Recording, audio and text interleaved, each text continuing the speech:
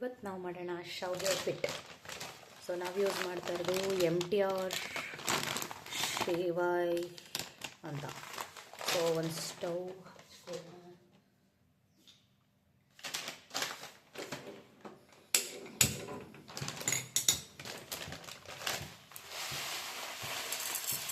ಒಂದು ಗ್ಲಾಸಷ್ಟು ಸೇವಾಯಿ ಹಾಕೊಳ್ಳೋಣ. ಇದು ಮಧ್ಯಾಹ್ನಕ್ಕೆ ಮಾತ್ರ. ಓಕೆ, ಸಾಕು.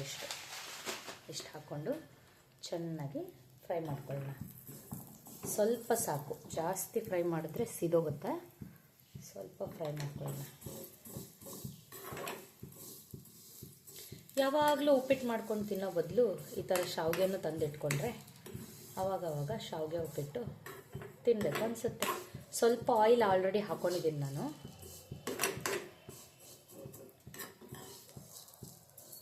ಸ್ವಲ್ಪ ಫ್ರೈ ಮಾಡ್ಕೊಳ್ಳಿ, ಮೀಡಿಯಮ್ ಫ್ಲೇಮಲ್ಲಿ ಇಟ್ಕೊಳ್ಳಿ. ಓ ಮೈ ಗಾಡ್, ಗಂಟೆ ಹೊಡಿತಾ ಇದೆ. ಹಾಂ, ಓಕೆ.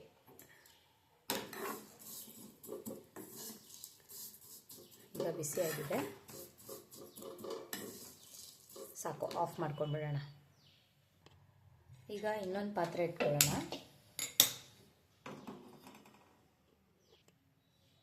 ಒಂದು ಸ್ವಲ್ಪ ಆಯಿಲ್ ಹಾಕ್ಕೊಳ್ಳೋಣ.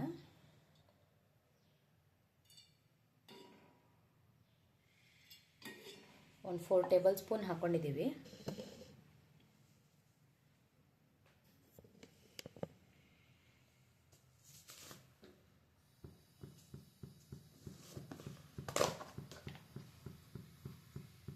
ಸ್ವಲ್ಪ ಸಾಸಿವೆ,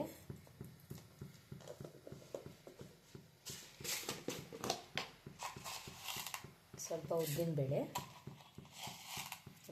ಒಂದು 2 ಸ್ಪೂನ್ ಹಾಕ್ಕೊಳ್ಳಿ, ಬಾಯಿಗೆ ಸಿಗಲಿ. ಕಡಲೆಬೇಳೆ ಇದ್ದರೆ ಹಾಕ್ಕೊಳ್ಳಿ.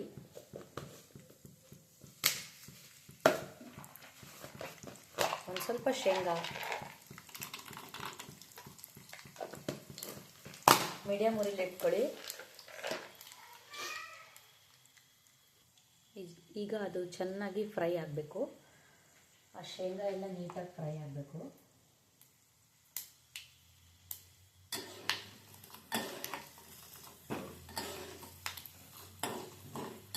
ಒಂದು ಸ್ವಲ್ಪ ಕಲರ್ ಚೇಂಜ್ ಆಗಬೇಕು ಶೇಂಗಾದು.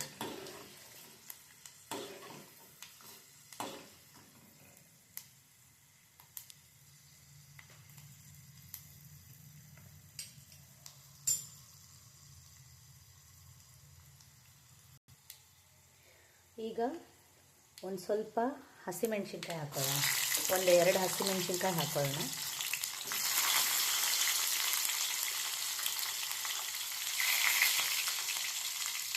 ಅದು ಚೆನ್ನಾಗಿ ಫ್ರೈ ಆಗಲಿ. ಸಣ್ಣದಾಗಿ ಹೆಚ್ಕೊಳ್ಳೋರು ಸಣ್ಣದಾಗಿ ಹೆಚ್ಕೋಬೋದು. ಸೊ ಅದಾದಮೇಲೆ ಆನಿಯನ್ ಹಾಕ್ಕೊಳ್ಳೋಣ. ಯಾಕಂದರೆ ಶೇಂಗಾ ಭಾಳ ಬೇಗ ಸೀದೋಗ್ಬಿಡುತ್ತೆ, ಅದಕ್ಕೋಸ್ಕರ ಫಸ್ಟ್ ಆನಿಯನ್ ಹಾಕ್ಕೊಳ್ಳೋಣ.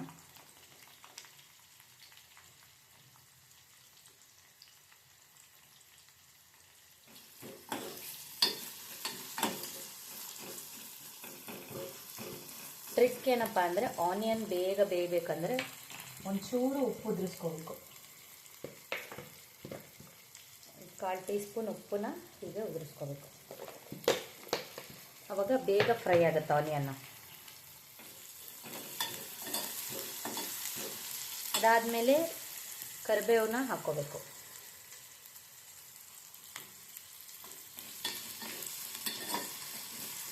ಚೆನ್ನಾಗಿ ಫ್ರೈ ಆಗಲಿ.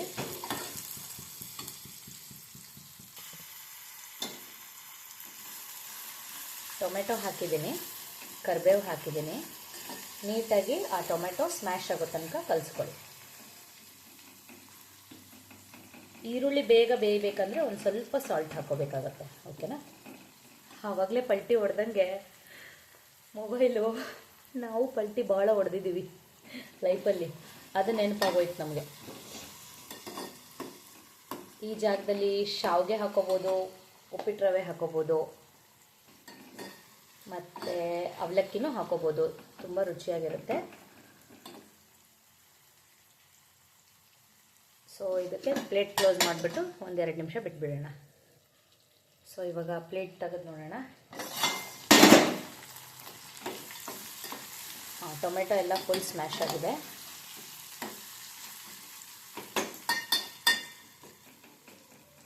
ಈಗ ಒಂದು ಸ್ವಲ್ಪ ನೀರು ಹಾಕೋಣ.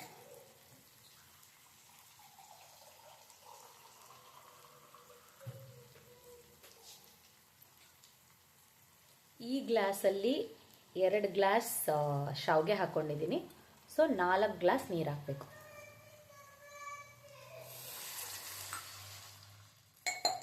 ಕುದೀಲಿ ಚೆನ್ನಾಗದು. ಒಂದು ಸ್ವಲ್ಪ ಕೋರಿಯಂಡರ್ ಹಾಕೊಳ್ಳೋಣ, ಸ್ವಲ್ಪ ಕೊತ್ತಂಬರಿ ಹಾಕೊಳ್ಳೋಣ.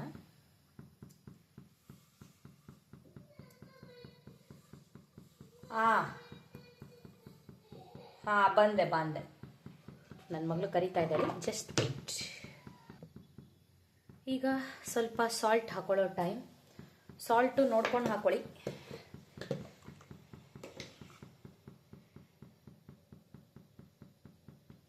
ಇದು 1 ಸ್ಪೂನ್ ಅಷ್ಟೇ, ನನಗೆ ಅವನ್ನ ಹೆಂಗೆ ಮಾಡ್ಕೊತಿರೋದಷ್ಟೇ.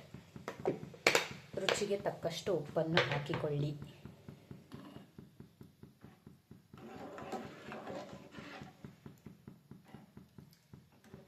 ಚೆನ್ನಾಗಿ ಕುದೀಲಿ ಇದು. ಈ ಥರ ಚೆನ್ನಾಗಿ ಕುದಿಯೋ ಟೈಮಲ್ಲಿ ಏನು ಮಾಡಬೇಕು, ವೆಜಿಟೇಬಲ್ಸ್ ಏನಾದ್ರು ಇದ್ದರೆ ಚೆನ್ನಾಗಿ ಕುದಿಸ್ಕೋಬೇಕು. ವೆಜಿಟೇಬಲ್ಸು ಹಾಕಿ ಮಾಡ್ತೀನಿ ನಾನು, ಹಾಗೆ ತಿನ್ನಲ್ಲ. ಈಗ ಶಾವಿಗೆ ಹಾಕ್ಕೊಳ್ಳೋಣ.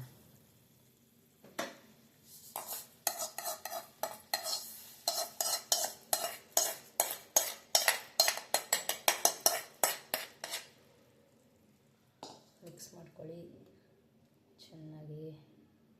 ಮಿಕ್ಸ್ ಮಾಡ್ಕೊಂಡಾದ್ಮೇಲೆ ಮೀಡಿಯಮ್ ಫ್ಲೇಮ್ ಇಟ್ಬಿಟ್ಟು ಪ್ಲೇಟ್ ಕ್ಲೋಸ್ ಮಾಡಿಬಿಡಿ.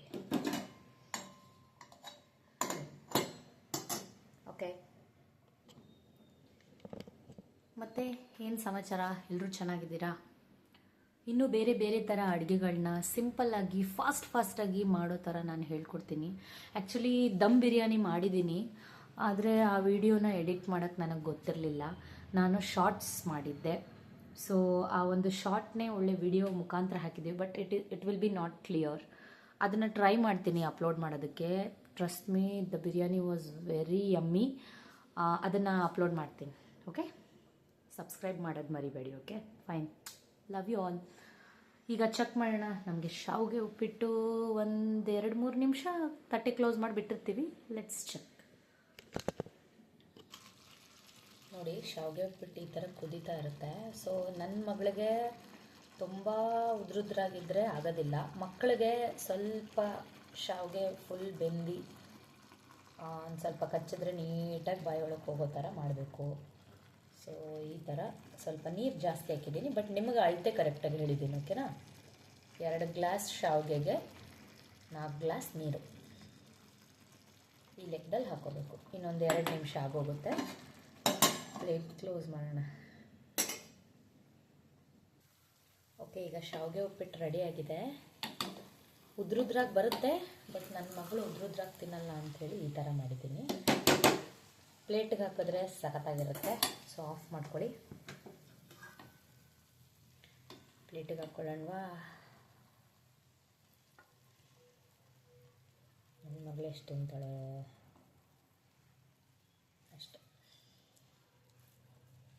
ಹೀಗೆ ಹರಡಿ ಒಂದು ಸ್ವಲ್ಪ ಹಾರಕ್ಕೆ ಬಿಟ್ಟರೆ ಶಾವಿಗೆ ಉಪ್ಪಿಟ್ಟು ರೆಡಿ.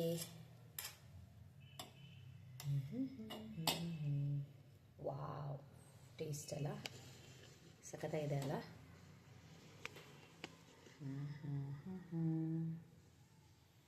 ನೀವು ಟ್ರೈ ಮಾಡಿ, ಸಬ್ಸ್ಕ್ರೈಬ್ ಮಾಡೋದನ್ನ ಮರಿಬೇಡಿ. Thank you.